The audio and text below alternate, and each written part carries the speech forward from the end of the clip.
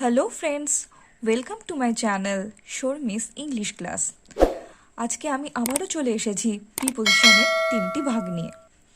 আমি আমার প্রিভিয়াস ভিডিওতে প্রিপোজিশনের 2টি ভাগ অন এবং অ্যাবাউট নিয়ে আলোচনা করেছিলাম। আমি আমার ডিসক্রিপশন বক্সে প্রিভিয়াস ভিডিওর লিঙ্কটি শেয়ার করে দেব, তোমরা অবশ্যই দেখে নিও। আজকে আমি আলোচনা করব উইদিন, ইন এবং আফটার নিয়ে। তাহলে চলো শুরু করা যাক। তাহলে দেখে নেওয়া যাক ইন আমরা কোন কোন ক্ষেত্রে ইউজ করে থাকি। প্রথমে যেটা দেখতে পাচ্ছি সেটা হচ্ছে স্থান বা জায়গা অর্থাৎ প্লেস বোঝানোর ক্ষেত্রে আমরা ইন ইউজ করে থাকি। আচ্ছা, এক্ষেত্রে আমি বলতে চাইবো যে আমরা দেখতে পাচ্ছি যে মানে একই ক্ষেত্র, ঠিক আছে, যেমন ধরো স্থান বা জায়গা বা সময়, ঠিক আছে, বিষয়, এরকম অনেক কিছু বোঝানোর ক্ষেত্রে কিন্তু আমরা মানে অনেক প্রিপোজিশনকে ব্যবহার করছি। যেমন ধরো স্থান বোঝাতে আমরা ইন ব্যবহার করছি, অনও ব্যবহার করছি, অ্যাটও ব্যবহার করছি, ঠিক আছে। সময় বোঝানোর ক্ষেত্রেও আমরা অন ব্যবহার করছি, অ্যাট ব্যবহার করছি, ইন ব্যবহার করছি। কিন্তু এই প্রিপোজিশনগুলোকে আমরা কিভাবে ইউজ করছি বা কোন কোন ক্ষেত্রে, মানে স্থান বা জায়গার ক্ষেত্রে বোঝাচ্ছে ঠিকই, কিন্তু কিরকম স্থান বা জায়গার ক্ষেত্রে আমার ইন বোঝাচ্ছে বা অন বোঝাচ্ছে বা অ্যাড বোঝাচ্ছে বা অন্য কোনো প্রিপোজিশন বোঝাচ্ছে, সেটা কিন্তু আমাদের দেখতে হবে বা মাথায় রাখতে হবে। মানে এটা ধরে নিলে হবে না যে আরে স্থান বা জায়গার ক্ষেত্রে তো আমি অনও ইউজ করছি বা অ্যাটও ইউজ করছি, ইনও ইউজ করছি, আমি কিভাবে বুঝবো, সেটা কিন্তু নয়, ঠিক আছে। ক্ষেত্রগুলো এক, এটা ঠিক, কিন্তু ক্ষেত্রগুলোর মধ্যেও কিন্তু ভিন্নতা রয়েছে। মানে ধরো আমার এই স্থান বা জায়গার ক্ষেত্রে আমি ইনটাকে কিভাবে বসাচ্ছি, আমি ইনটাকে কিন্তু অনের থেকে আলাদা করে বা অ্যাটের থেকে কিন্তু আলাদা করে বোঝাচ্ছি, সেটাই কিন্তু আমি এখন দেখে নেব। সেটা কি বলছে যে I live in West Bengal, বলছে যে আমি ওয়েস্ট বেঙ্গলে বাস করি, ঠিক আছে। তো এখানে যেটা বলার সেটা হচ্ছে বড় জায়গার পূর্বে কিন্তু ইন বসে, ঠিক আছে। তাহলে অবশ্যই ওয়েস্ট বেঙ্গল একটা জায়গার নাম বা স্থানের নাম। তাহলে জায়গা বা স্থানের পূর্বে আমি কি বসাচ্ছি, আমি ইন প্রিপোজিশন বসাচ্ছি, কিন্তু সেটা হচ্ছে বড় জায়গার পূর্বে, কিন্তু মানে ছোট জায়গা নয়। ধরো ভিলেজ বোঝানোর ক্ষেত্রে বা বাড়িতে রয়েছি, অফিসে রয়েছি, এইরকম বোঝানোর ক্ষেত্রে কিন্তু আমি ইন ইউজ করব না। ধরো বড় বড় জায়গার ক্ষেত্রে, ধরো ওয়েস্ট বেঙ্গল বা ঝাড়খণ্ড বা দিল্লি, বা ধরো আই লিভ ইন ইন্ডিয়া বা আই লিভ ইন অস্ট্রেলিয়া, মানে এরকম বড় বড় জায়গা বোঝানোর ক্ষেত্রে কিন্তু আমরা কি করব, ইন ইউজ করব, ঠিক আছে। আচ্ছা, এরপরে হচ্ছে কি বলছে সময়, আ পিরিয়ড অফ টাইম, ঠিক আছে। সময় বোঝানোর ক্ষেত্রে আমরা ইন ইউজ করছি কিরকম, দেখো বলছে Swami Vivekananda was born in 1863, মানে স্বামী বিবেকানন্দ 1863-তে জন্মগ্রহণ করেছিলেন। তাহলে 1863-র পূর্বে কিন্তু আমার ইন বসেছে, একটা দীর্ঘ সময় বোঝাচ্ছে, তাই তো। 1863 অনেক আগের একটা মানে সময়কে ইন্ডিকেট করছে, তাহলে একটা পিরিয়ড অফ টাইম, ঠিক আছে। আমরা অনের ক্ষেত্রে যে সময় দেখেছিলাম সেরকম কিন্তু নয়, বা অ্যাটের ক্ষেত্রে যে সময়টা মানে যে মানে ইন্ডিকেট করে সেটাও কিন্তু নয়। এখানে ইন কিন্তু আমরা একটা পিরিয়ড অফ টাইম বোঝানোর ক্ষেত্রে, দীর্ঘ সময় বোঝানোর ক্ষেত্রে কিন্তু আমরা এইটা ইউজ করে থাকি। আচ্ছা, সময়কে আমরা ইনের ক্ষেত্রে আরও কিভাবে ইউজ করি সেটা দেখো, বলছে কিছু সময় পরে বোঝাতে, ঠিক আছে, আফটার আ সার্টেন টাইম।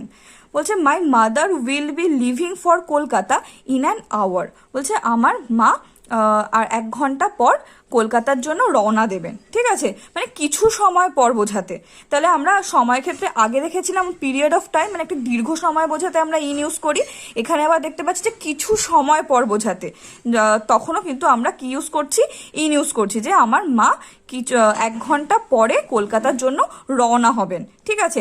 আর একটা ক্ষেত্রে আমরা ইউজ করছি সেটা হচ্ছে নিশ্চিত সময় বোঝাতে, মানে উইদিন আ সার্টেন টাইম, ঠিক আছে। বলছে I finished my job in 2 hours, মানে আমি আমার জবটি 2 ঘন্টার মধ্যে শেষ করে ফেলেছিলাম, ঠিক আছে। মানে একটা নির্দিষ্ট মানে নিশ্চিত সময় 2 ঘন্টার মধ্যে, মানে নির্দিষ্ট বলে দিচ্ছে, ঠিক আছে। তো সেই ক্ষেত্রেও কিন্তু আমরা ইন ইউজ করছি। তাহলে সময়ের ক্ষেত্রে আমরা 3টে ভাবে কিন্তু আমরা ইনের ইউসেজ দেখতে পাচ্ছি। একটা হচ্ছে পিরিয়ড অফ টাইম, মানে একটা দীর্ঘ সময় বোঝাতে, একটা আফটার আ সার্টেন টাইম, মানে কিছু সময় পর বোঝাতে, আর একটা উইদিন আ সার্টেন টাইম, মানে নিশ্চিত সময় বোঝাতে কিন্তু আমরা ইনকে ইউজ করছি।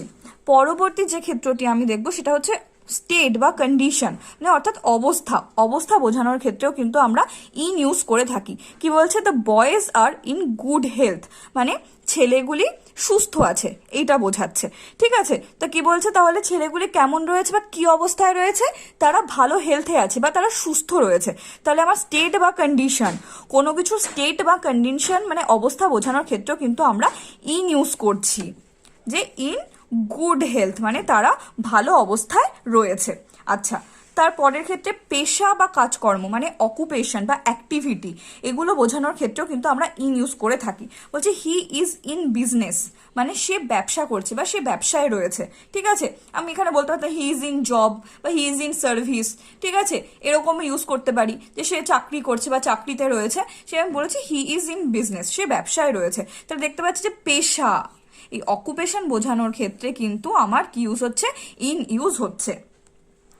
তাহলে তারপরে কি হচ্ছে, মিডিয়াম বা মিনস মানে মাধ্যম বা উপায়। ঠিক আছে, তাহলে মাধ্যম বা উপায় বোঝানোর ক্ষেত্রেও কিন্তু আমরা ইন ইউজ করে থাকি। সেটা কীরকম দেখো, বলছে আই স্পিক ইন ইংলিশ, আমি ইংরাজিতে কথা বলি। ঠিক আছে, তাহলে আমি কিসের মাধ্যমে কথা বলি, আমি ইংরেজির মাধ্যমে কিন্তু কথা বলি বা আমি ইংরাজিতে কথা বলি। তাহলে এই ইংলিশটা কিন্তু আমার মাধ্যম হিসেবে সার্ভ করছে।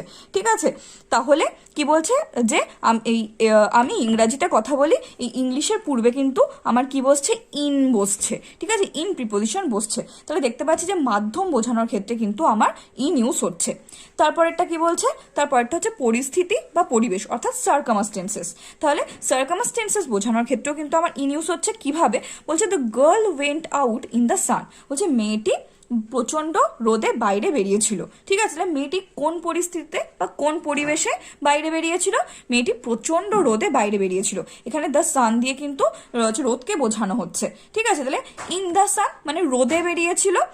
তাহলে সার্কামস্টেন্সেসকে যেহেতু ইন্ডিকেট করছে সেহেতু আমার কি হয়েছে, দ্য সানের পূর্বে কিন্তু আমার ইন বসেছে। তাহলে আমি দেখতে পাচ্ছি যে ইন আমার কি কি ক্ষেত্রে ইউজ হচ্ছে, ইন আমার সার্কামস্টেন্সেস বোঝানোর ক্ষেত্রে ইউজ হচ্ছে, মিডিয়াম বা মিনস মানে মাধ্যম বা উপায় বোঝানোর ক্ষেত্রে ইউজ হচ্ছে, পেশা বা কাজকর্ম অর্থাৎ অকুপেশন বা অ্যাক্টিভিটি বোঝানোর ক্ষেত্রে ইউজ হচ্ছে, অবস্থা মানে স্টেট বা কন্ডিশন বোঝানোর ক্ষেত্রে ইউজ হচ্ছে, সময় হিসেবে ইউজ হচ্ছে। সময়ের আবার তিনটে পার্ট আমরা দেখতে পাচ্ছি কিভাবে, পিরিয়ড অফ টাইম বোঝাতে মানে দীর্ঘ সময় বোঝাতে, আর একটা কিছু সময় পর বোঝাতে মানে আফটার আ সার্টেন টাইম বোঝাতে, আর নিশ্চিত সময় বোঝাতে মানে উইদিন আ সার্টেন টাইম। মানে পিরিয়ড অফ টাইম দীর্ঘ সময় বলতে মানে অনেক আগে কোনো একটা কাজ হয়েছে সেইটার ক্ষেত্রে, যেমন স্বামী বিবেকানন্দ 1860-তে জন্মগ্রহণ করেছিলেন, সেই ক্ষেত্রে আমার ইন ইউজ হয়েছে।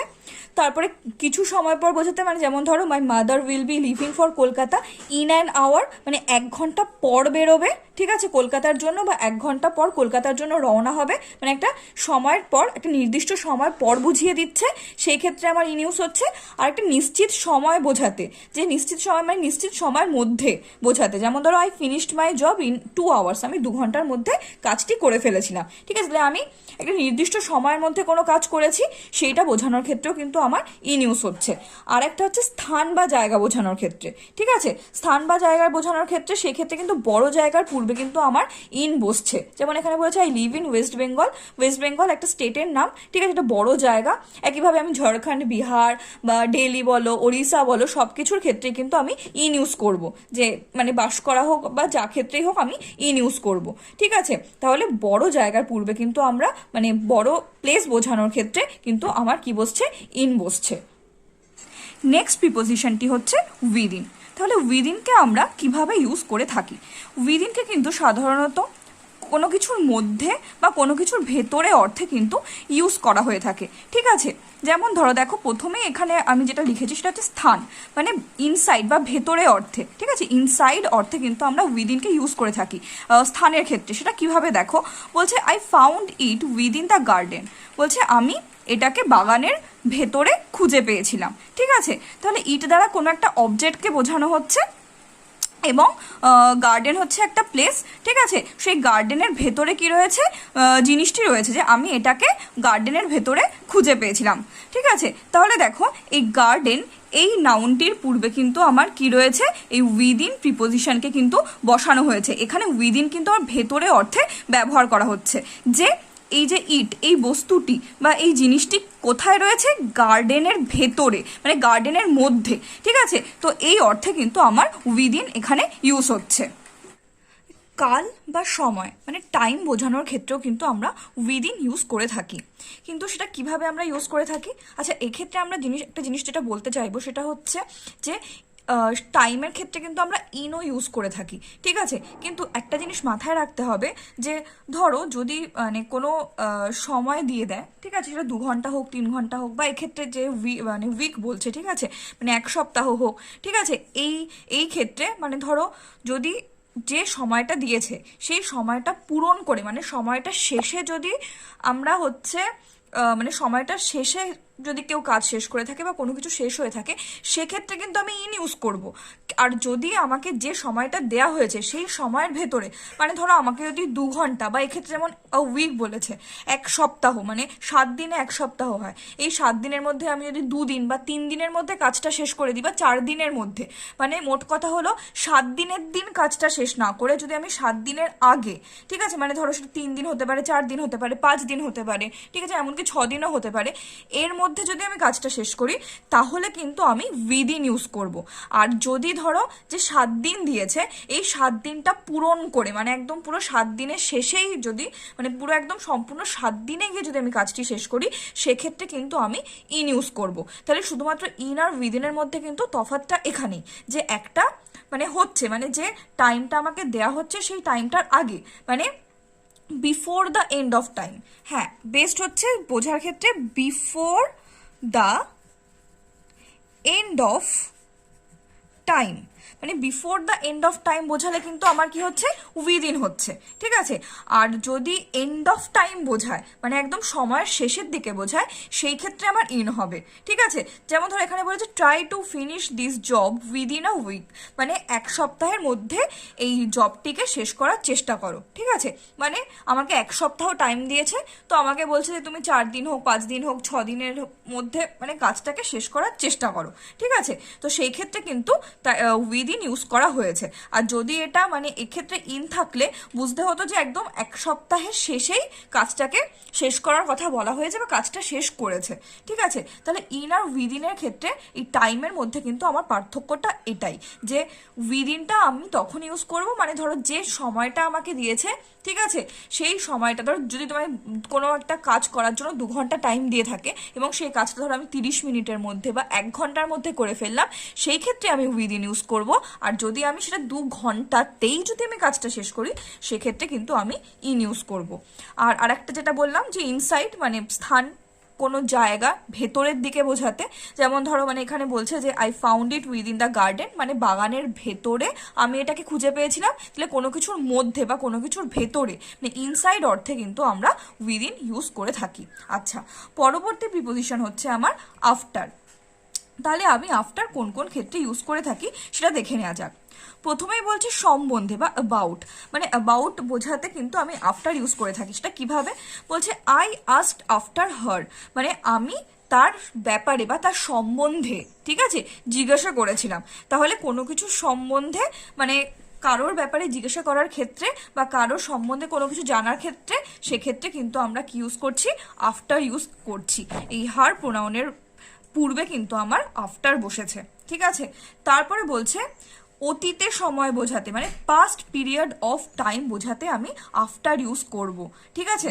তাহলে কি বলছে যে মানে অতীতের সময় কোনো একটা মানে পাস্টে ঘটে গেছে বা পাস্টে হয়েছে এরকম পিরিয়ড অফ টাইমের ক্ষেত্রে কিন্তু আমার আফটার ইউজ হচ্ছে। কিভাবে দেখো, বলছে he came after a few days, সে কিছুদিন পরে ফিরে এসেছিল, ঠিক আছে। তাহলে মানে এখানে কি বলছে, অতীতে, মানে অতীতে বোঝাচ্ছে, দেখো যে he came after a few days, কিছুদিন পরে, ঠিক আছে, সে কিছুদিন পরে ফিরে এসেছিল। এই পাস্ট পিরিয়ড অফ টাইমের ক্ষেত্রে কিন্তু এরকম ধরো তোমাকে মান্থ, ঠিক আছে, বা 1 মান্থ, 3 মান্থ, বা 1 ইয়ার, 2 ইয়ার এরকম মেনশন করে দেবে, কোনো নির্দিষ্ট করে কোনো বছর বা কোনো মাস বা কোনো সপ্তাহ বা কোনো দিন বলে দেবে না, ঠিক আছে। আর একটা দেখো সেম সেম জিনিসই টাইমের ক্ষেত্রে, সেটা বলছে পরে, মানে পরে বোঝাতে, সেটা হচ্ছে পয়েন্ট অফ টাইমের ক্ষেত্রে। সেটা কিরকম দেখো, এখানে বলছে I will come back from Kerala after September. এখানে একটুখানি মানে তোমরা বুঝতে পারছো কিনা জানি না, এটা কিন্তু আমার আফটার লেখা, ঠিক আছে, এই জায়গাটা আমার আফটার লেখা আছে, বলছে আফটার সেপ্টেম্বর। তো এবার এক্ষেত্রে দেখো যে শুধুমাত্র কিন্তু পাস্ট পিরিয়ড অফ টাইম, মানে অতীত সময় বোঝাতে কিন্তু যে আমরা আফটার ইউজ করি তার নয়, হচ্ছে কি যখন পয়েন্ট অফ টাইম মানে বোঝাতে মানে অনেক সময় কীরকম মানে এই পয়েন্ট অফ টাইম হলে কিন্তু ফিউচার বা প্রেজেন্ট হতে পারে। সেটা কেমন বলছে, I will come back from Kerala after September, মানে সেপ্টেম্বরের পরে আমি কেরালা থেকে ফিরে আসবো। এই ক্ষেত্রে কিন্তু নির্দিষ্ট করে একটা মান্থ বলে দিয়েছে, ঠিক আছে, মানে সেপ্টেম্বর মানে মান্থের শুরু, ঠিক আছে, নির্দিষ্ট করে একটা মান্থ বলে দিয়েছে। সেই ক্ষেত্রে কিন্তু আমার কি হচ্ছে, ফিউচার হচ্ছে। কিন্তু এখানে যদি থাকতো সেপ্টেম্বর না হয়ে যদি এক্ষেত্রে ধরো থাকতো ফিউ ডেজ থাকতো বা ফিউ মান্থস থাকতো, ঠিক আছে, বা 2 ইয়ার বা 3 মান্থ এরকম যদি কিছু মেনশন বা 5 ডেজ এরকম যদি কিছু থাকতো, সেক্ষেত্রে কিন্তু আমার এটা ফিউচারে হতো না, সেটা কিন্তু পাস্ট পিরিয়ড অফ টাইম থাকতো, ঠিক আছে। কিন্তু যেহেতু এখানে সেপ্টেম্বর মেনশন করা আছে, নির্দিষ্ট করে সেপ্টেম্বর বলা আছে, সেই জন্য এটা কিন্তু আমার উইল হবে। তাহলে এই জিনিসগুলোতে কিন্তু কনফিউজ হওয়া যাবে না একদমই। আমি যখনই কোয়েশ্চেন পেপার পাবো হাতে, যখনই আমাকে ধরো এরকম বের করতে দেবে যে কিসে আছে, তখন কিন্তু আমার বুঝতে হবে যে দেখবো যে এখানে এরকম আমার মানে মান্থ মেনশন করা আছে কিনা বা ইয়ার মেনশন করা আছে কিনা, মানে মান্থের বিফোর মানে মান্থের সূচনা বা ইয়ারের সূচনা এরকম কিছু বোঝাচ্ছে কিনা। যদি সেটা হয় তাহলে অবশ্যই সেটা ফিউচারে হবে, ঠিক আছে, মানে সেটা পয়েন্ট অফ টাইম হবে। আর যদি সেরকম না হয়, যদি ধরো এরকম ফিউ ডেজ থাকলো, 5 ডেজ থাকলো বা 1 ইয়ার থাকলো, 2 ইয়ার থাকলো, মানে নির্দিষ্ট করে কোনো মান্থ বা কোনো ইয়ার যদি মেনশন না করা থাকে, মানে মান্থের নাম বা ইয়ারের মানে ইয়ারটা যদি মেনশন করা না থাকে বা ডেটা মেনশন করা না থাকে, সেক্ষেত্রে কিন্তু আমার নিশ্চিতভাবে পাস্ট পিরিয়ড অফ টাইম বোঝাবে, মানে অতীত সময় কিন্তু বোঝাবে। আচ্ছা, আরেকটা ক্ষেত্রে আমরা আফটার ইউজ করে থাকি, সেটা হচ্ছে অনুসরণ বোঝাতে, মানে ইন পারসুট অফ। সেটা কিরকম দেখো, বলছে we ran after the thief, মানে আমরা চোরটির পেছনে ছুটে গিয়েছিলাম, ঠিক আছে। তাহলে কাউকে হচ্ছে কি করা হচ্ছে, ফলো করা হচ্ছে, ঠিক আছে, বা মানে কাউকে ফলো করার ক্ষেত্রে, কাউকে অনুসরণ করার ক্ষেত্রে, ঠিক আছে, এইরকম ক্ষেত্রেও কিন্তু আমরা আফটার ইউজ করব। সেই নাউন বা প্রোনাউনটির পূর্বে কিন্তু আমরা আফটার ইউজ করব। যেমন দেখো এখানে কিন্তু দ্য থিফ এই নাউনটির পূর্বে কিন্তু আমরা কি ইউজ করেছি, আফটার, এই প্রিপোজিশনটাকে ইউজ করেছি। কি বলছে, we ran after the thief, যেহেতু থিফটিকে আমরা ফলো করছি, মানে থিফটিকে ফলো করা হয়েছে, সেই কারণে এখানে কিন্তু আমার থিফের পূর্বে আফটার বসেছে। তাহলে আমরা দেখে নিলাম যে আফটার কি কি ক্ষেত্রে ইউজ হচ্ছে। অ্যাবাউট মানে সম্বন্ধে বোঝাতে, মানে কারোর ব্যাপারে কিছু জিজ্ঞাসা থাকলে, কিছু জানার থাকলে, সেই ক্ষেত্রে আমরা হচ্ছে কি আফটার ইউজ করছি। তারপরে অতীত সময় বোঝাতে, মানে পাস্ট পিরিয়ড অফ টাইম বোঝাতে, সেক্ষেত্রে কি করছি আমরা আফটার ইউজ করছি। তারপরে পয়েন্ট অফ টাইম বোঝাতে কিন্তু আমরা কি ইউজ করছি, পয়েন্ট অফ টাইম বোঝানোর ক্ষেত্রেও আমরা আফটার ইউজ করছি। আর অনুসরণ বোঝাতে মানে ফলো বা ইন পারসুট অফ বোঝাতেও কিন্তু আমরা আফটার ইউজ করছি।